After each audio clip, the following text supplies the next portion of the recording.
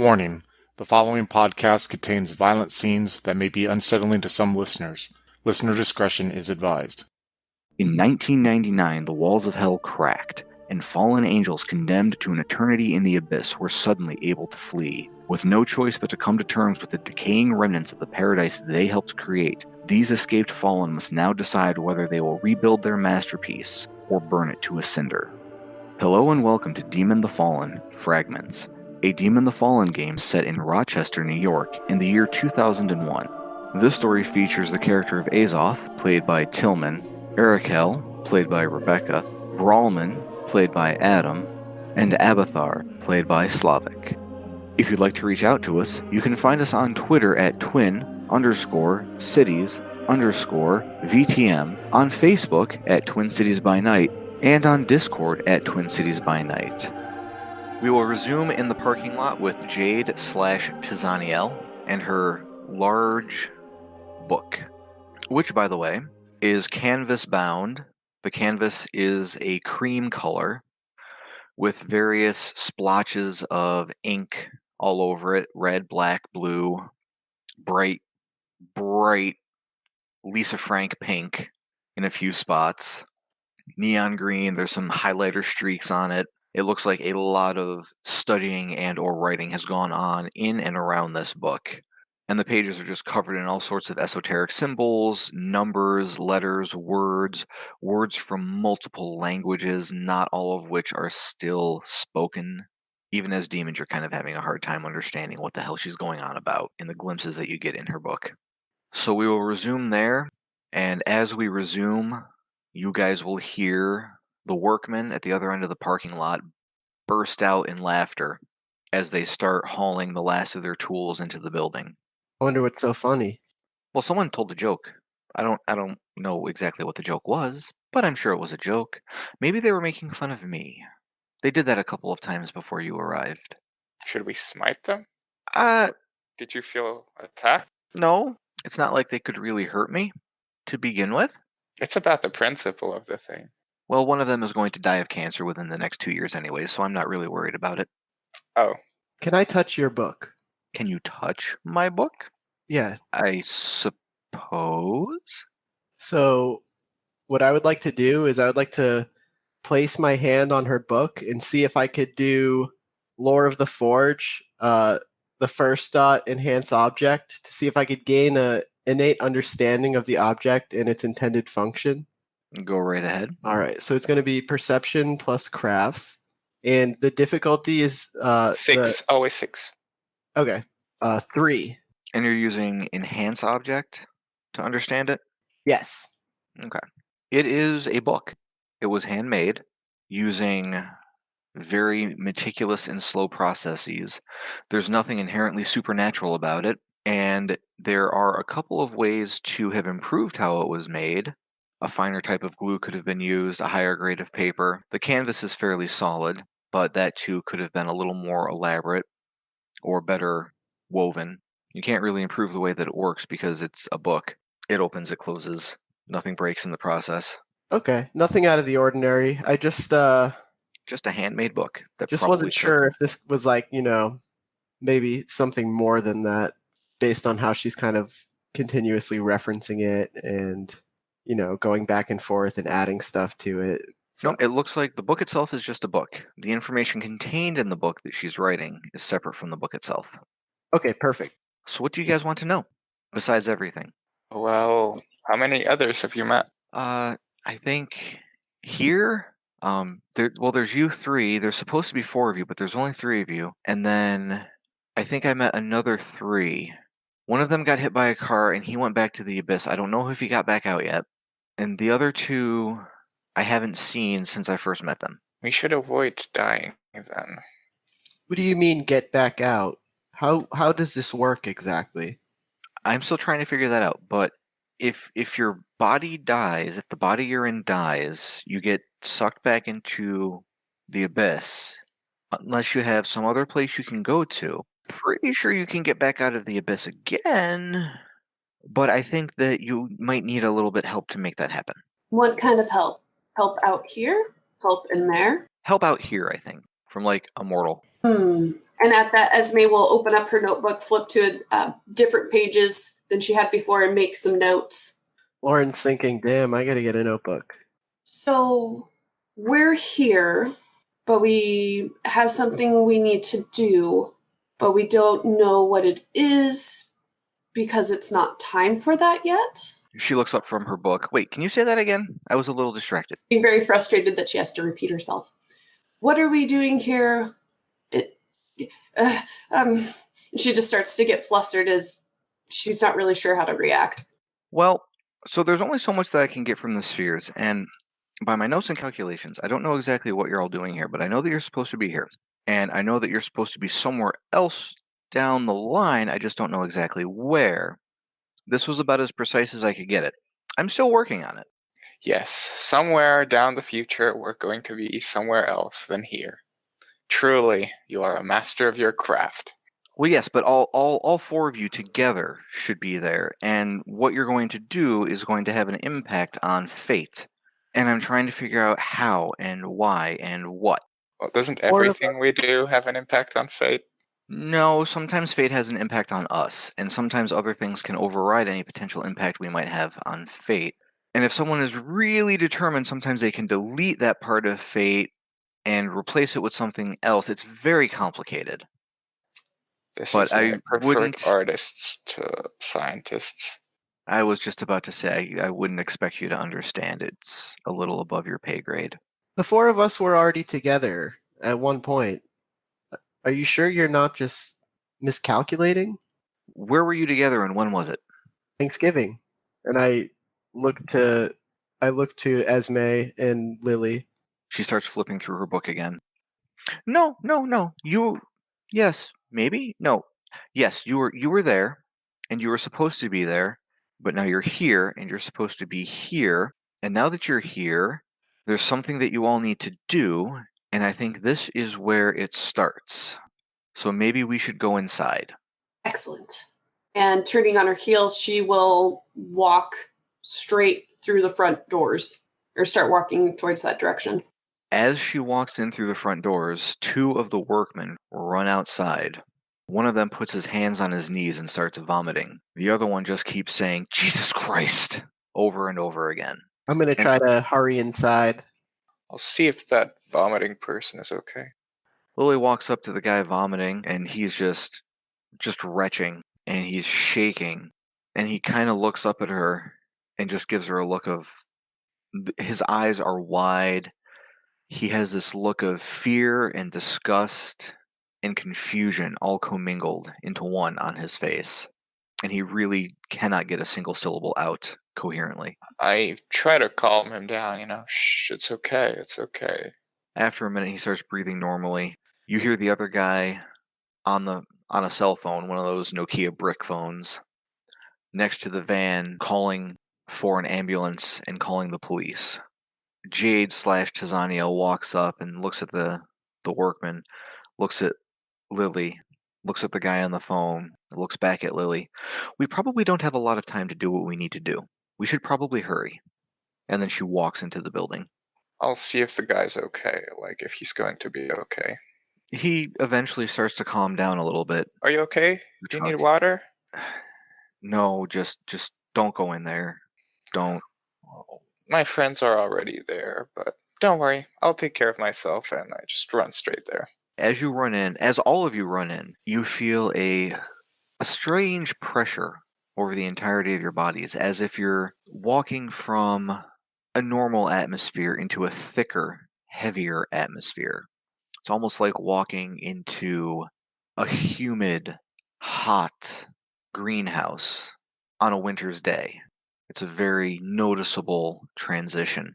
And that is, you recognize it as the sensation of residual faith in the building, reaching out and touching you each as you go through. And it's not the kind of faith that fuels you. It's a faith energy that you know carries with it the wrath of God. But it is residual. So the most you feel is an unpleasant tingling sensation along with the pressure. You walk in and you notice buckets, paint cans, pallets of bricks, cinder blocks, a number of toolboxes. You're in the central hallway. You see a door that leads down into the basement. and there's a small commotion coming up from those stairs. Let's see what's going on there. Who goes down the stairs first? Esme.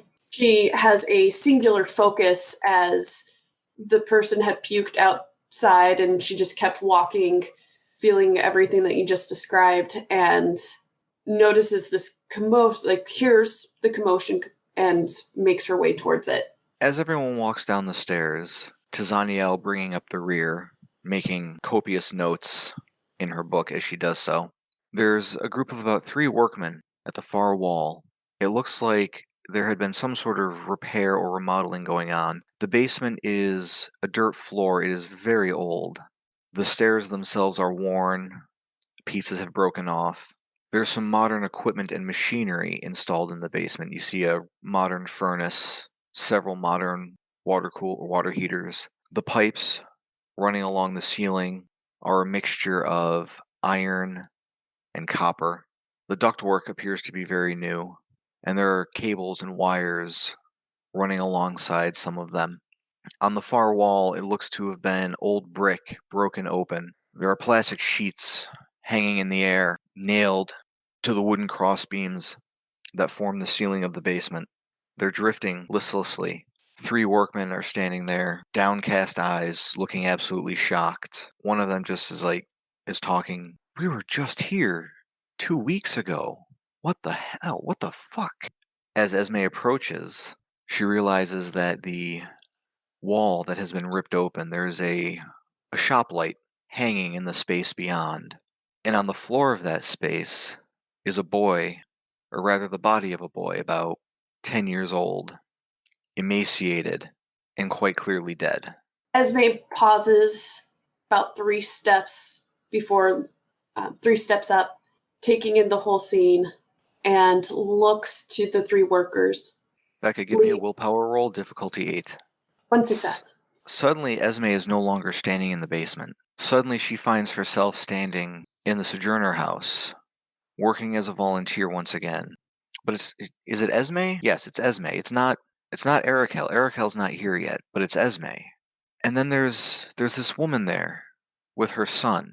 This woman's nose is bleeding, probably broken. Her left eye is puffy and swollen. It'll probably become a black eye. The boy is alive. He's pale, he's skinny. His hair is patchy. It looks burned in spots, but otherwise it's short. He has bruises all up and down his arms. And Esme is talking to them. She's making notes of some sort.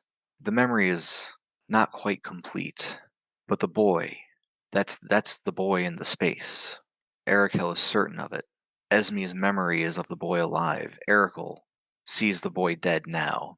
And suddenly, Esme/Erikel is back in the basement, staring at the corpse. Esme will continue to just stand and stare at the corpse, thinking mentally of the picture where she saw the boy alive, and now that his corpse, and trying to pinpoint any differences. And she's just purely focusing on that, has completely stopped moving and won't interact with anything else. Erikel realizes that the clothing on the body is the same clothing from the memory, but the shoes are missing. He had shoes, right? Probably. He had sneakers on, I think. You think? Esme remembers, maybe? And as Esme stands there, watching the body, flipping between memory and the present, she realizes that there's water on her face. As in the presence, there's water? Yes, in the present, there's water on her face. That will jar her out of her thought process, and she'll go to wipe at it. She wipes, and she feels the trail of the water all the way back up to her eye, and she realizes that she's crying. And this sensation, this emotion of sadness, of pity, starts to creep into her being, and she doesn't really know the human version of this. And she takes a moment, she gets a little lost in it for just a moment, but she's able to gather herself and doesn't completely dive into the emotion and let it overrun her senses. Tizaniel starts muttering to herself very rapidly and starts scribbling down a lot of notes. And she starts picking up some of the broken bricks and cinder blocks from the floor, looking at them very intently. and she hands a few to Lily as she goes through the various piles of debris and detritus. And all of you, the volume on that static has gone up significantly.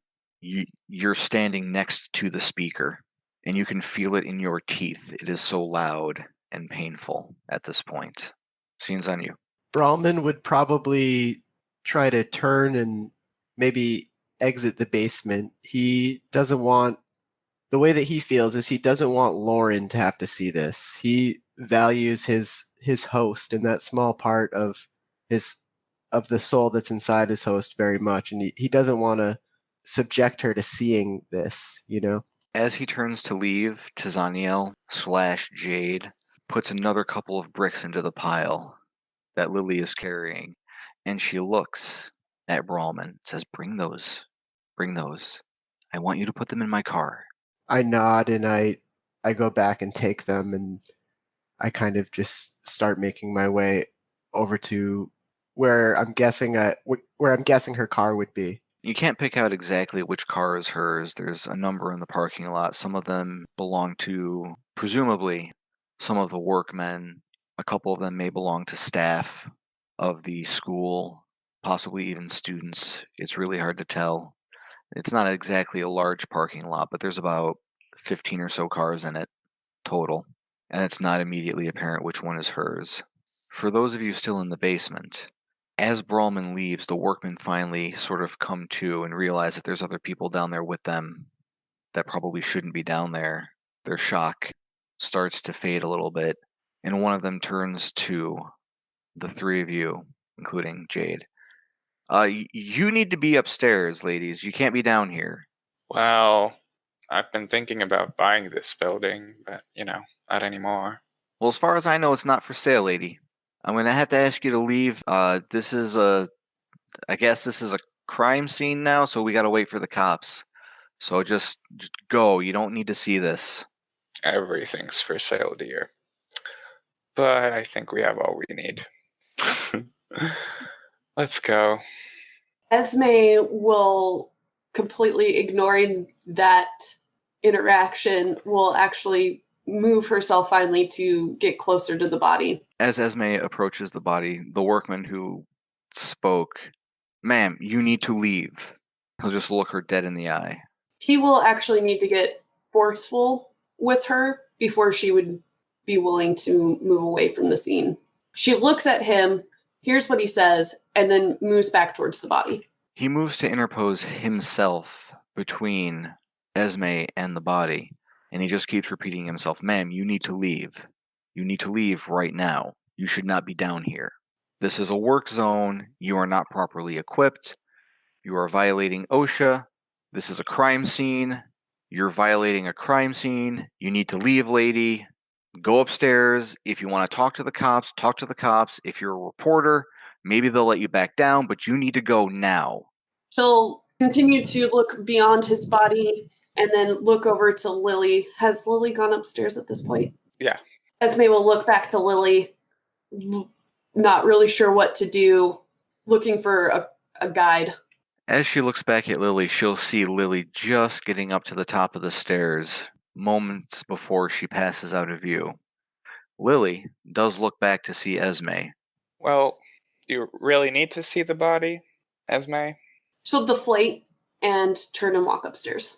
No. The workman will be very appreciative. Thank you, ma'am. And then he'll turn to his coworkers. Guys, come on. Get this shit out of the way. They're going to need to bring a gurney down here. I don't want the paramedics tripping over all this shit. If you really need to see the body, I can flood the place and force them to go up again. Esme knows the boy as she walks up to Lily and quietly says this. Oh, I'm so sorry. Can't imagine what that's like. I don't think I've ever heard Lily talk to me. She's there, but she's quiet. Brawlman hears sirens approaching in the distance. I'm just kind of standing in the parking lot holding a bunch of bricks, kind of disassociated, a little bit in shock, or the host body is in shock, I guess. And I'm just kind of like staring at the sky. Jade comes out of the building, looks to the left, looks at Brawlman. Over here, I thought you would know which one was mine. And she walks over to a car and pops the trunk. I hurry over and I start kind of unloading all the debris I have into her trunk. There's a box with a blanket padding the bottom that she starts indicating that you need to fill. There's also a lot of other unusual stuff in the back of her car. There's a coil of copper wire. There are several lumps of what look like gold. There's a box with a clear panel on the lid, a plastic box with a clear panel on the lid, and through that clear panel you can see various nuts and bolts. There's a few pieces of wood, one of which it looks like it was a baseball bat, except the handle of the bat was shaved down into a very sharp point and charred slightly. I'm kind of amazed, and I'll look to Jade and I'll say, "Where did you get some of these materials?" And she'll look at Lauren. Well, I've found most of them. I'm pretty sure I'm going to need all of them, though, so I cannot let you use any of them for any of your projects, because I think that I need them for certain things before all of this is done, but I'm not certain yet. How did you know That's fine. I completely understand. If I had materials like that, I think I might also hold them closely. I haven't seen anything like that yet. You haven't seen copper yet? Well, not since I've been back. I mean, But it's everywhere. the things that Lauren works with are. Well, anyways, Lily and Esme can hear the sirens approaching now, inside the building. We should be going. I don't want to talk to the police. Keep having questions. Had to talk to them during this. I think they called it corruption case. Horrible. And questions are bad. Don't see what business they have with me anymore. I'm assuming Esme and Lily will make their way over to the rest of the group, and real quick, Esme's jotting down some more notes. Esme and Lily walk over to where Lauren is loading Jade's car with some of the bricks and other debris. And as they approach, Jade is sitting there scribbling in her own book, erasing and rewriting stuff.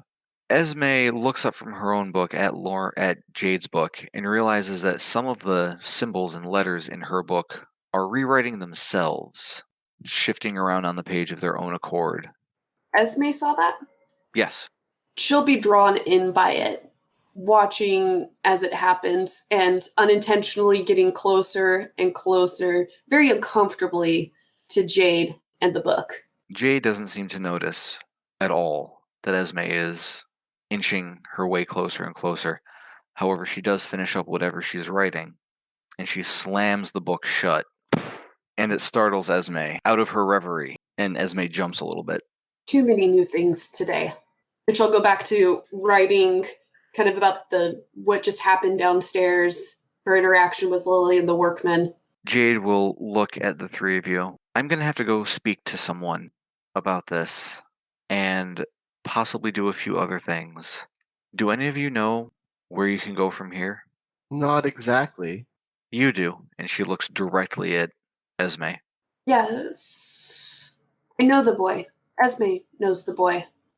You should go there while I do what I have to do. And with that, Jade will get into her car. She'll put the large book on the seat next to her. You'll notice a pretty thorough collection of fast food bags and containers on the floor of the passenger seat of her car. McDonald's, Burger King, Arby's, Wendy's, O'Tolly's, a few bottles of Coke, some empty bottles of water, some cans of King Brewery's beer, and she'll pull out and drive off. As she's driving away, Brahman kind of thinks to himself, how will we contact you? But it's too late at that point. So, this Jade, Tisaniel, what do you guys think? She seems as lost as we are. No, that's one way to put it. I don't trust her. What does trust have to do with it? Well, I'm just saying we should be wary of doing what she tells us to do. Well, her intentions may be good. I fear that maybe her sense of prophecy is misguided. And that. Definitely that. Why?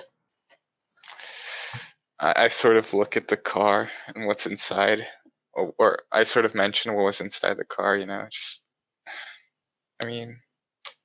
I don't know.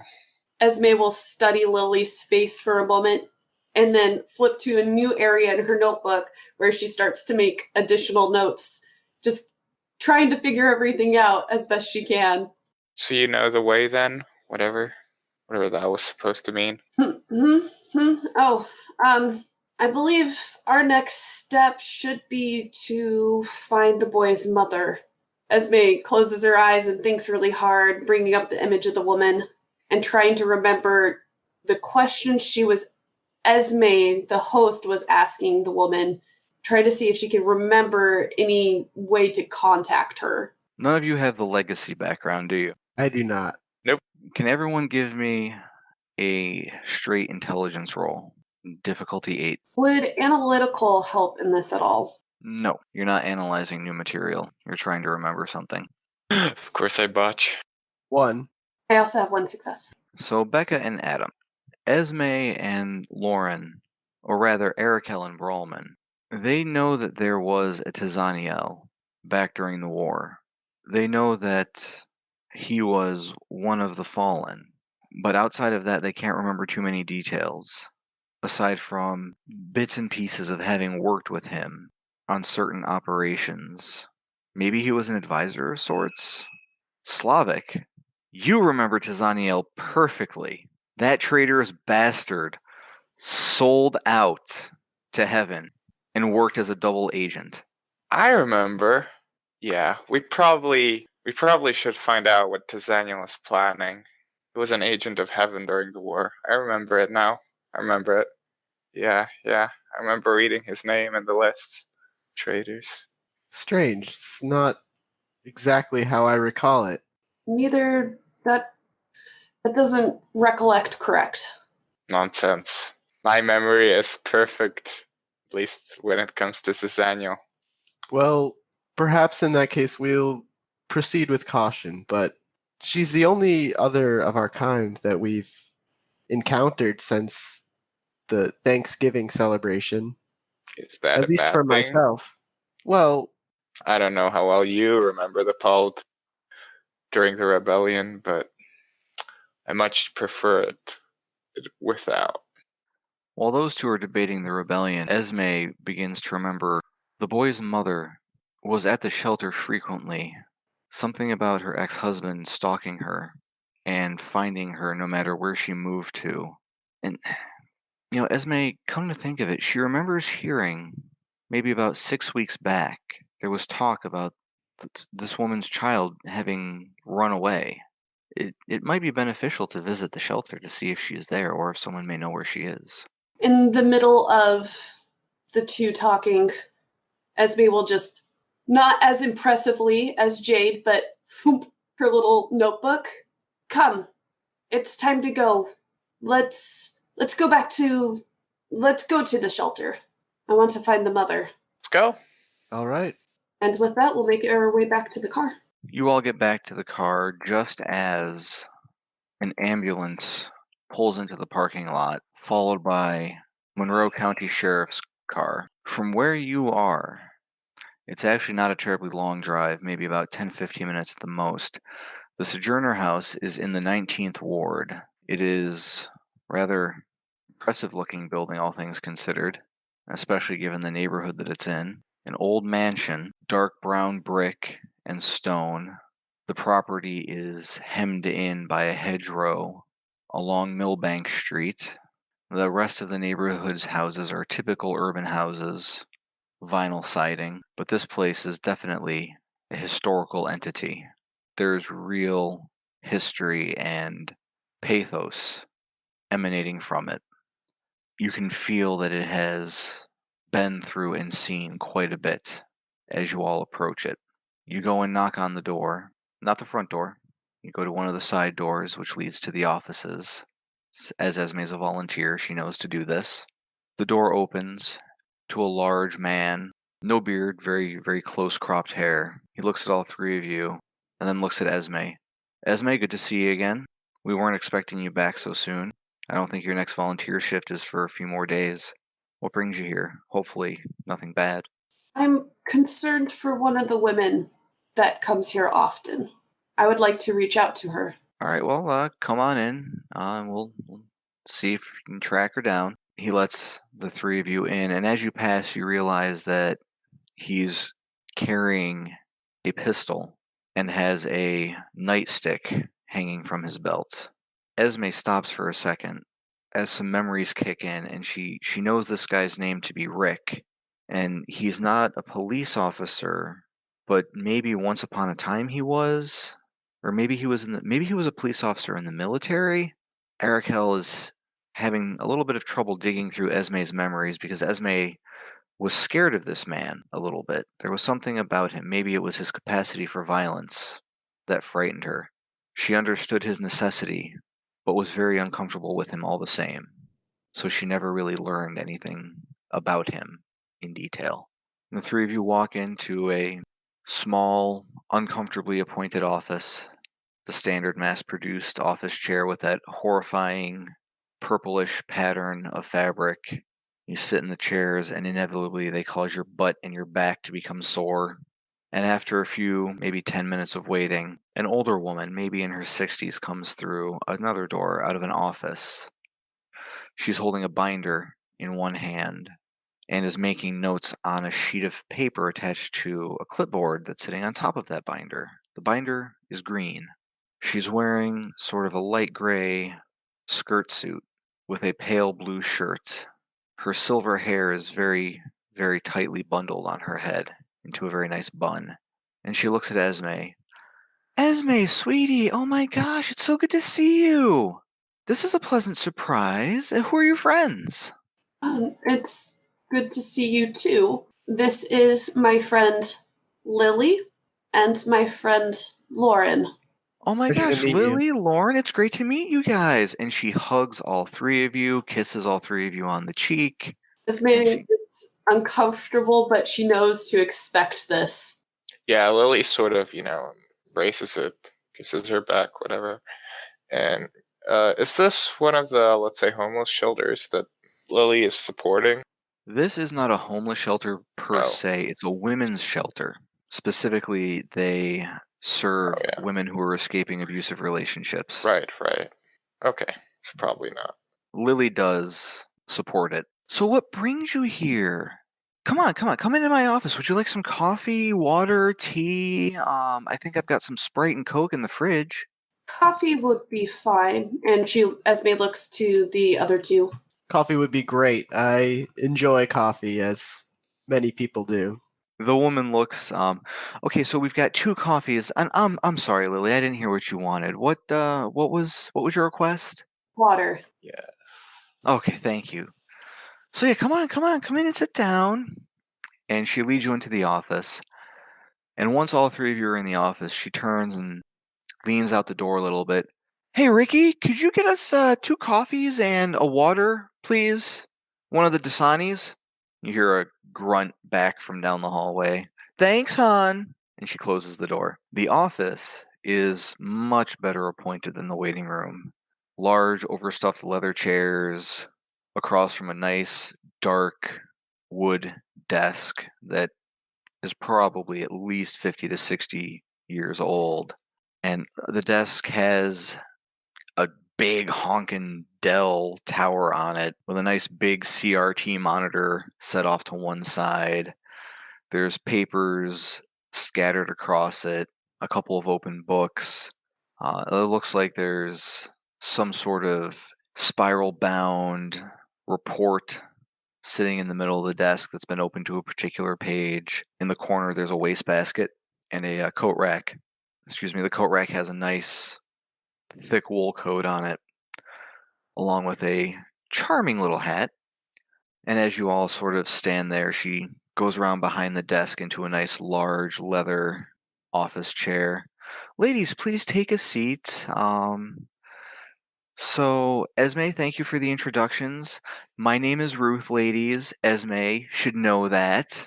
Always with the forgetfulness, young lady. So what can I help you all with today? We're concerned for a woman who comes here often. I would like to reach out to her and make sure she is okay. Well, honey, you know that doesn't really narrow it down. I mean, everyone here is a woman, except for Rick and Steve, but he does overnights, so, he's not here right now. Esme will purse her lips together and close her eyes, bringing the image of the woman to her mind and trying to see if she can associate a name with it. And if she fails at that, she'll just start describing the woman. As the woman's image materializes in Esme's mind, she starts to think of syllables. Some of them are just words like sad, despondent, desperate, caring, no, not Karen, but there's a cuss sound. Clear? Claire. Her name is Claire, that's what it is. Eyes will snap wide open. Claire, she'll say just a little bit too loud and be almost a little bit too excited about remembering it. Oh, honey, I haven't seen Claire in like 2 weeks. It's just tragic. Once her little boy ran away, she just wasn't the same. We've had a hell of a time trying to get her to either stay or even keep in touch. I mean, we could try to track her down for you if it's really important, but she hasn't been back.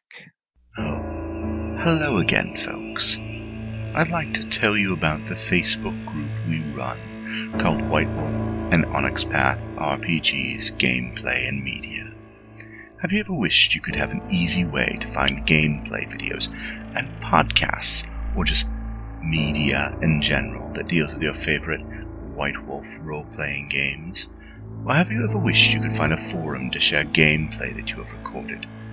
One that won't be drowned out by random posts and discussions, so that your media could get the attention you deserve. The group is specifically run with the sole intent of it being a one-stop shop for people to view or share media involving the games we all love. We take thorough steps to ensure the page does not become cluttered and is easy to traverse. The group is already immense and continuing to rapidly grow, with new media being shared every day. Stop on by. We hope to see you there.